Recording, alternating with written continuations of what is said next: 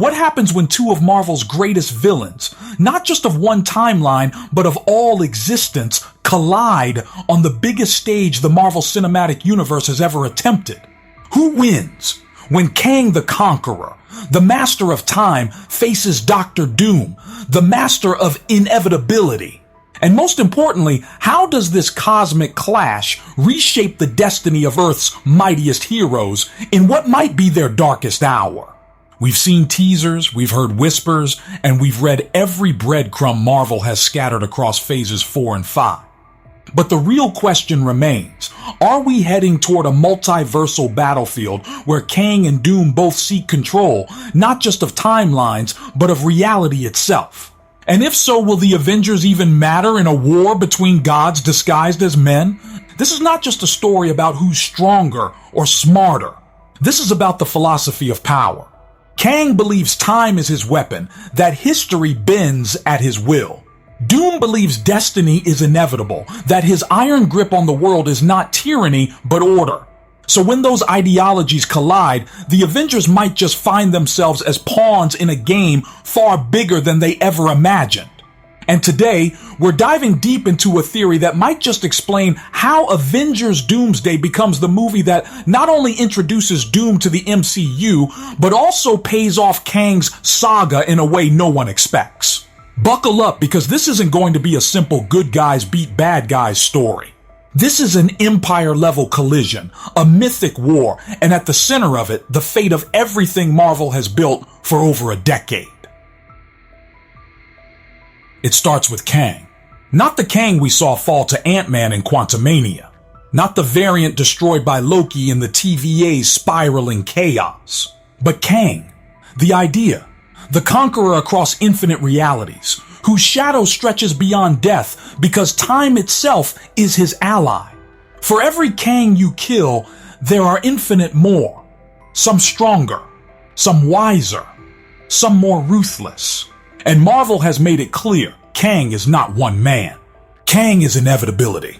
But inevitability is not unique to Kang, because in another corner of the multiverse, there is Victor Von Doom. Doom does not see inevitability as fractured across countless possibilities. For him, inevitability is singular, destined, and absolute. He believes he alone is meant to rule. And unlike Kang, who thrives in chaos and multiplicity, Doom thrives in order and finality. Doom doesn't conquer because he must. He conquers because in his mind, no one else is worthy. So what happens when Marvel builds two inevitabilities on a collision course? That is the essence of Avengers Doomsday. It's not about the Avengers versus Kang. It's not about the Avengers versus Doom. It's about two titans who embody opposite visions of control, and the Avengers trapped between them, desperately trying to protect a universe that may not have room for both. To set the stage, we need to rewind. Remember the post-credit scene in Quantumania where the Council of Kangs gathered? An arena filled with infinite conquerors, each more dangerous than the next. That wasn't just a tease. That was Marvel's way of telling us Kang's war is bigger than any single hero can contain. The multiverse itself is a battlefield. But here's where the theory twists. That council, for all its might, has a weakness: ego. Kangs don't cooperate well. They scheme, betray, and undermine each other. And in that chaos, a door opens for someone else to step in. Someone not bound by the same fractured identity. Someone like Doom. Imagine this. The multiverse war is raging. The Kangs are winning battles but losing wars against themselves. And then Doom appears, not as a variant, not as a shadow, but as a singular force.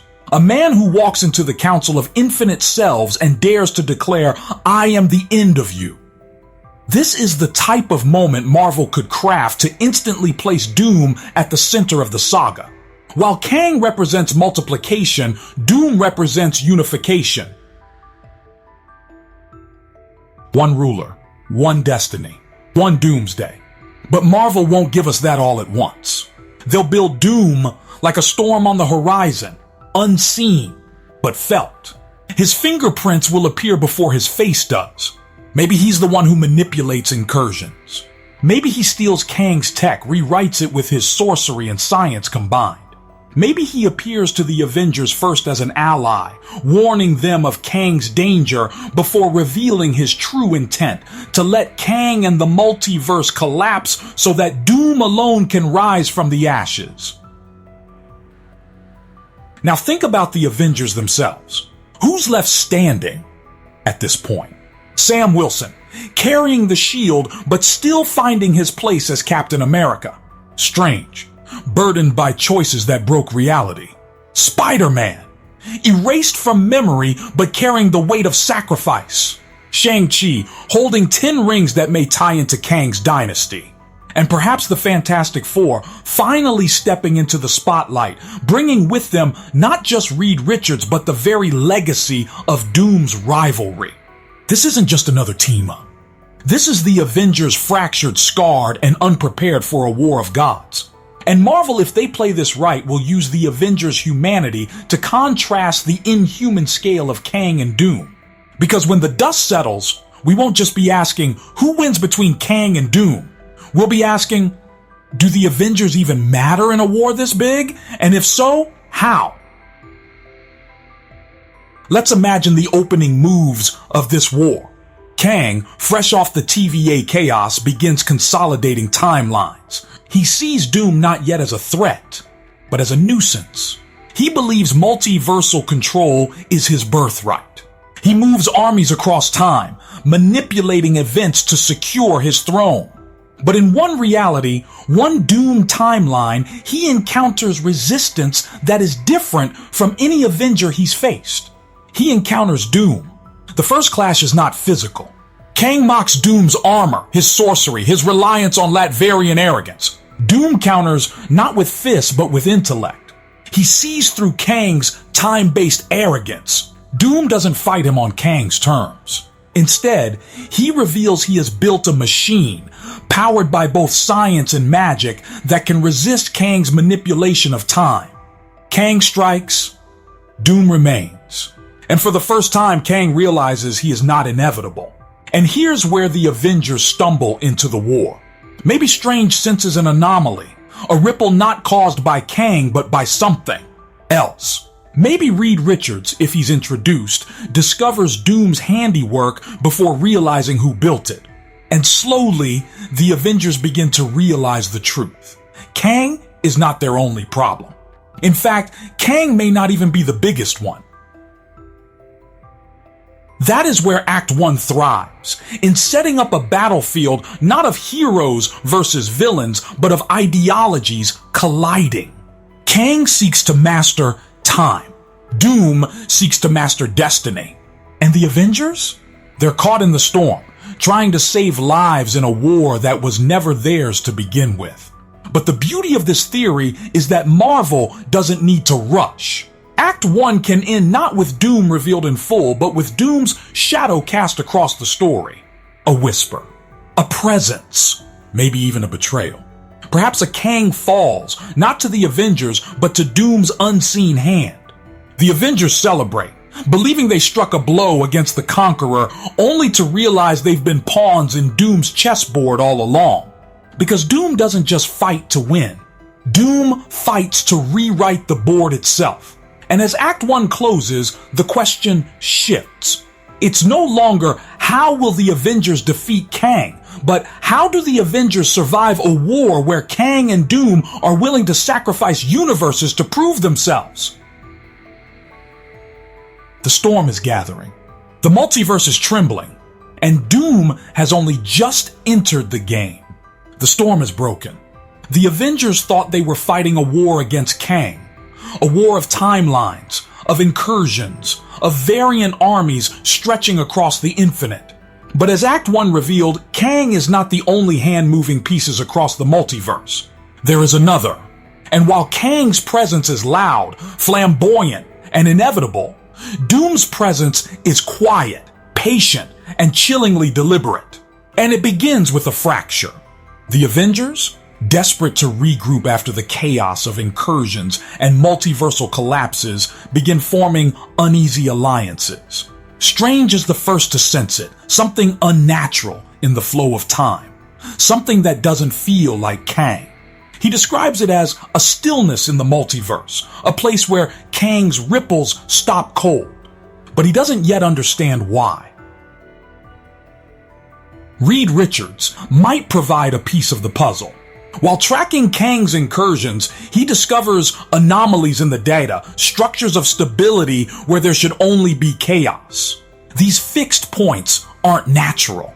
They're engineered. And when Reed attempts to investigate further, he finds something terrifying. Traces of a mind sharper than Kang's, and technology older yet more refined than the Conqueror's weapons. Reed doesn't say the name, not yet, but his silence speaks volumes. Meanwhile, Kang himself begins to notice. Across timelines, his armies, legions of soldiers pulled from eras both ancient and futuristic, encounter an unknown resistance. Entire battalions vanish into nothingness. In one reality, a Kang variant finds his empire swallowed not by time's decay, but by a single strike of emerald green sorcery and science fused into something unthinkable. The surviving Kang crawls back to the council, trembling, whispering a name: Doom. Now the tension rises. Kang is furious, humiliated that someone dares to challenge him at his own game. He dismisses Doom as primitive, an insect in armor clinging to outdated notions of monarchy. But even as he mocks, the fear in his eyes betrays the truth. Kang has met many conquerors, but never one like Victor Von Doom. Because Doom does not bow to the rules of time. He bends reality itself, and so begins the true collision of ideologies. Kang sees the multiverse as infinite, a playground of endless possibilities. He thrives on multiplicity. If one Kang falls, another rises. Doom, however, sees infinity as weakness. He sees it as a dilution of destiny. To Doom, there can only be one victor, one throne, one ruler, not a council, not a dynasty, just Doom. And so his war with Kang is not merely about conquest, it's about annihilation. Doom doesn't just want to beat Kang. He wants to erase him, to prove that inevitability belongs not to time, but to destiny. And destiny is Doom's alone. The Avengers find themselves unwilling pawns. They are drawn into battles against Kang's armies, believing they are striking at the Conqueror's heart. But slowly they realize something darker. The victories feel hollow. Strange notices spells interfering with his own. Stark tech, perhaps rebuilt through Riri Williams, begins to detect impossible energy signatures, combinations of magic and machine. And whispers of Latveria, long a hidden nation in the MCU, start to reach their ears. Someone is benefiting from this war. Someone is playing both sides. And then comes the moment Marvel would craft for maximum tension, Kang and Doom meeting face to face. Picture it, not a battlefield, but a throne room in ruins, the ashes of a conquered timeline falling around them. Kang, radiant in his futuristic armor, declares himself the inevitable ruler of all time. Doom, shrouded in emerald and iron, responds with calm defiance. You are not inevitable. You are redundant. Their first clash is a spectacle. Kang manipulates time, hurling blasts from centuries past and futures unborn. Doom counters, not by resisting time, but by transcending it. His sorcery locks moments in place, freezing Kang mid-step, while his technology disrupts temporal currents with precision Reed Richards could only dream of. Kang, for the first time in his life, bleeds, not because time betrayed him, but because Doom would not allow it to bend. But here's the twist. The Avengers aren't there to witness the full battle. Instead, they encounter the aftermath. Strange leads a small team, perhaps Spider-Man, Captain America, Sam Wilson, and Shang-Chi, into the ruins of a timeline meant to collapse under Kang's rule. They find instead something else: silence. No Kang armies, no survivors. Only a message etched into steel, written in a hand that chills Reed Richards to his core. Doom was here. This is the turning point of Act 2. The Avengers realize Kang is not the only war they're fighting, but they don't yet know who Doom is. Reed does, but his history with Doom is personal, painful, and something he's reluctant to reveal. Strange suspect sorcery, perhaps connected to Wanda's collapse. Sam Wilson, ever the human voice, asks the simplest but most frightening question. If Kang wasn't the biggest threat all along, then who are we really fighting? Meanwhile, Doom continues to rise. Unlike Kang, who thrives on chaos, Doom builds order. He does not unleash random incursions. He controls them, engineers them, turns the collapse of universes into stepping stones for his empire. Where Kang is messy, Doom is surgical. And slowly, one by one, Kang's variants fall. The Council of Kangs, once triumphant, begins to fracture. Some flee. Some attempt alliances, but none succeed. Doom has no council. Doom has no equals. Doom only has Doom.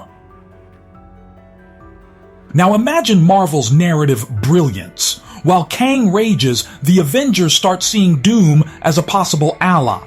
Strange wonders if aligning with Doom might be the only way to stop Kang's destruction. Sam pushes back, warning that trusting another Conqueror is a recipe for disaster. Reed, finally breaking his silence, reveals the truth. Doom is not just another villain. Doom is the man who destroyed his family. Doom is the shadow of the Fantastic Four.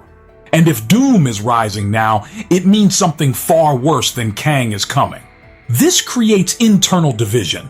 The Avengers, already fractured by the events of Secret War's buildup, begin to argue over strategy.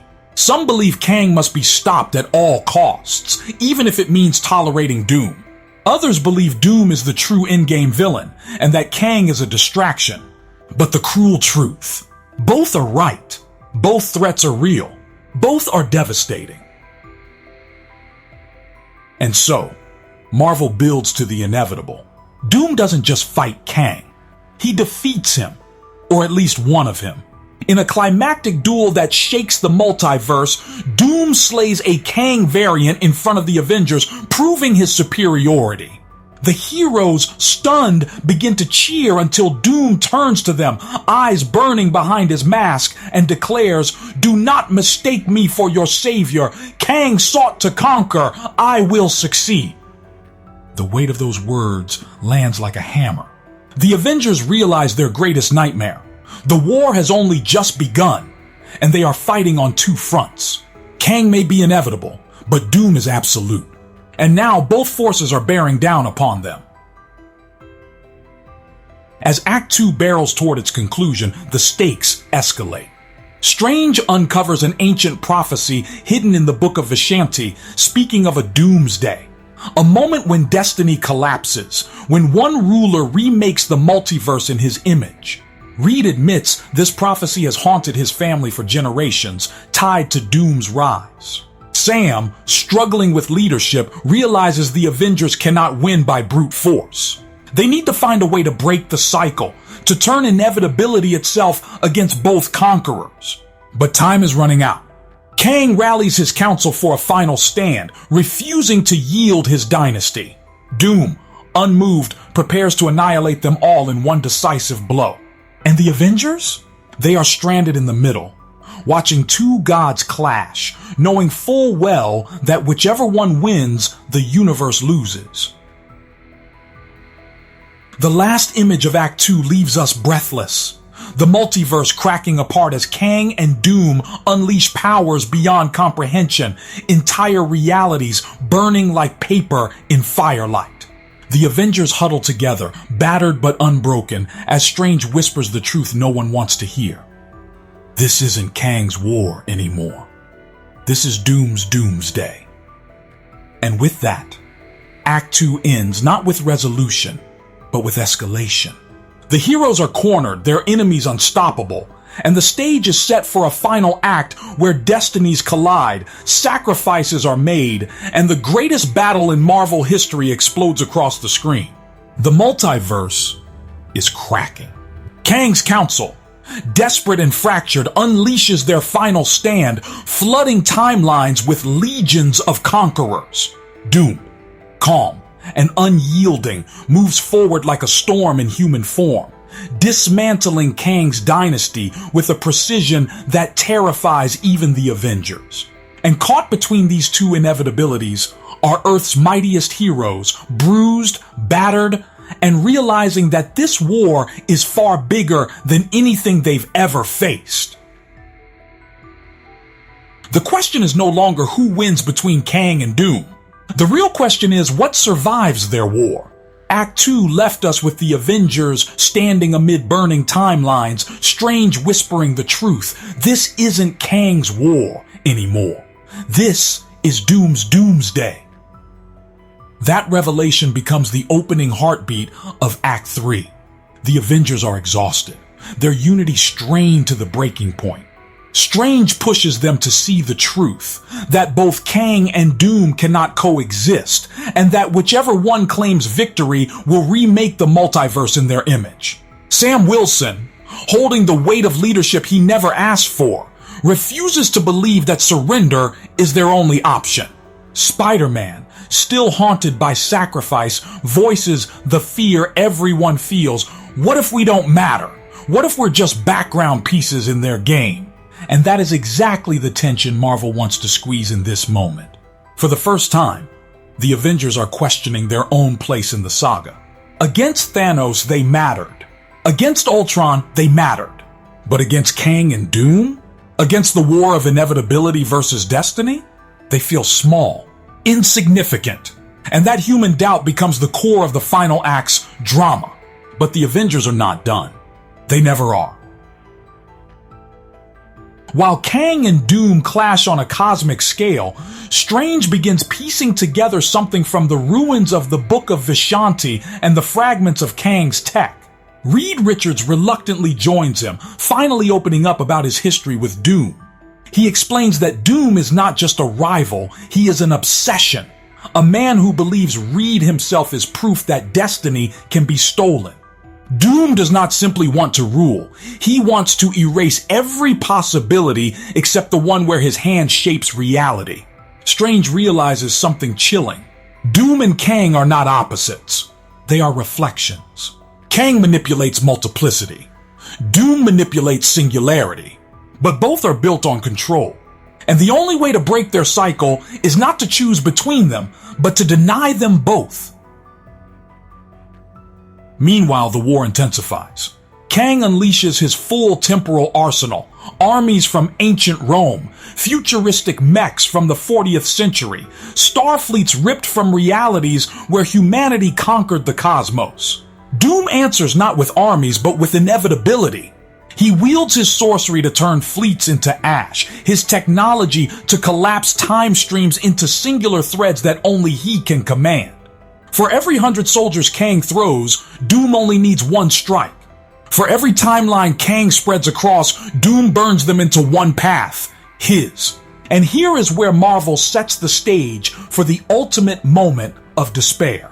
Kang, cornered and furious, finally unleashes a weapon even he had sworn never to use. A temporal implosion designed to collapse infinite universes into one singular core. A last-ditch attempt to reset reality in his image. But Doom is waiting for it. He lets Kang fire the weapon. He lets the multiverse scream. And then, with his sorcery, Doom catches it. He bends the implosion, rewrites it, and declares himself the singular god of reality. Kang falls, screaming, his empire shattered. The council collapses into chaos, their dynasty broken. And Doom, standing amidst the ruins, raises his hand and declares the words that echo like thunder. Doom is inevitable. It is in this moment that the Avengers truly understand. Kang was never the endgame. Kang was the fire meant to distract them. Doom was always waiting, always watching, always ready to seize the ashes and forge them into his empire. And now, he stands as the supreme being of the multiverse. So where does that leave the Avengers? Broken, but not defeated. Strange Sam, Spider-Man, Reed, Shang-Chi, maybe even Carol Danvers or Thor if Marvel brings them into the fold, they all look at one another and realize that their role is not to match Doom's power. They cannot. They are not gods. They are not conquerors. They are heroes. And heroes fight not to rule, but to protect. Strange formulates a desperate plan. If Kang's implosion created a singularity that Doom bent to his will, then perhaps that singularity can be used against him. Reed hesitates. Tampering with that kind of power could destroy everything. But Sam steps forward with the quiet conviction that defines Captain America. If we don't try, then everything's already gone. And so begins the Avengers' last stand. They infiltrate Doom's citadel, a construct of both sorcery and science, looming over the collapsing multiverse. Along the way, they face Doom's constructs, guardians forged from his mastery of both arcane and machine. Spider-Man quips to mask his fear. Shang-Chi channels the 10 rings in ways even he doesn't fully understand. Strange pushes his magic to the brink. And Sam, shield in hand, walks forward with the knowledge that he may not come back. Finally, they reach Doom. He sits on a throne of broken timelines, wearing Kang's shattered crown as a mockery. He greets them not with anger, but with amusement. To him, they are not threats. They are insects daring to defy a storm. He even offers them mercy, join him, serve him, become the shepherds of his new order. And for a moment, the Avengers hesitate, because the temptation is real. Doom's world would be orderly, peaceful, without chaos, but it would not be free. Sam throws the shield, and the final battle begins. This is not a battle the Avengers can win with strength. Doom shrugs off their blows, counters Strange's spells, mocks Reed's science. He declares their resistance admirable but foolish, like children rebelling against a parent. But as the fight drags on, Doom begins to realize something he had not accounted for: their refusal to break. They do not fight to win. They fight because it's right. And that, in the end, is something Doom cannot calculate. Strange manages to use the singularity, weaving Kang's broken temporal weapon into a spell that momentarily binds Doom. Reed amplifies it with his tech. Shang-Chi channels the rings into the core. Spider-Man webs the conduits, and Sam, ordinary Sam, throws himself into the heart of the storm, wielding the shield as a focus point for all their energy. Together, they don't destroy Doom, but they fracture his hold. Reality shudders. Doom screams, not in defeat, but in rage, as his singular control slips away. The multiverse rejects his absolute order, splintering back into infinite threads. He vanishes into the void, not dead, but cast out, promising his inevitable return. You cannot escape Doom. You have only delayed him. And then, silence. The Avengers stand amidst the wreckage. Kang is gone. Doom is banished. The multiverse is scarred, but alive. And for the first time, the heroes realize they did matter. Not because they were stronger than Kang or Doom, but because they refused to surrender their humanity in a war of gods. The story closes not with triumph, but with reflection. Strange warns that Doom will return, stronger than ever. Reed vows to confront him no matter the cost. Spider-Man quietly wonders what price they paid to win. And Sam, carrying the shield, reminds them all: as long as there's someone willing to fight for what's right, we'll never be pawns. We'll always be Avengers. The screen fades on the fractured multiverse slowly healing, setting the stage for what could be the MCU's boldest next chapter. Doom is not defeated. Kang may still linger in echoes, but the Avengers, bruised and battered, have proven that even in the face of inevitability and destiny, choice still matters. And that is the heart of Avengers Doomsday. The war of Kang and Doom is not about who wins. It's about what survives when gods collide, and how heroes remind us that even the smallest voices can matter in the loudest storms. And that's where the story ends, with Doom banished, Kang shattered, the Avengers scarred but unbroken, and the MCU forever changed. If you enjoyed this deep dive into one of the biggest theories about Avengers Doomsday, don't forget to like, share, and subscribe. And if you want to help us keep building stories like this, consider dropping a $25 super thanks. It directly supports our work and helps us bring you more epic Marvel breakdowns and storytelling like this one. Because the multiverse might be infinite, but stories like these, they need heroes like you to keep them alive.